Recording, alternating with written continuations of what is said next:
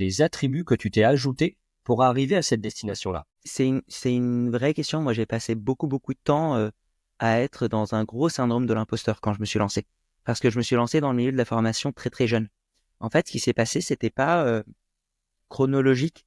La formation, le spectacle sur scène et mes études se sont faits en parallèle. Donc, ce qui s'est passé, j'ai découvert le mentalisme au lycée et j'ai commencé juste à performer. Jamais de la vie, j'aurais imaginé en faire mon métier aujourd'hui. Clairement, c'était pas genre le gros déclic qui fait, c'était une vraie passion, un vrai hobby de je veux en faire, mais jamais de la vie, je savais que j'allais en faire professionnellement. Ça commence à se développer, je continue à faire ça en parallèle de ma prépa. Pour les personnes qui ont fait une prépa, vous savez qu'on a un tout petit peu de temps, mais pas tant que ça.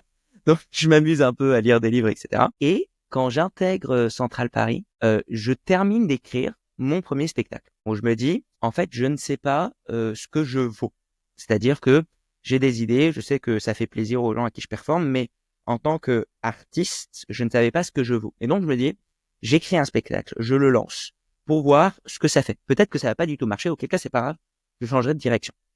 J'ai lancé le spectacle en première année en école d'ingé, et en fait, ça a cartonné. Il y a énormément d'étudiants qui sont venus, et ça a trop bien marché, plus que ce que j'imaginais.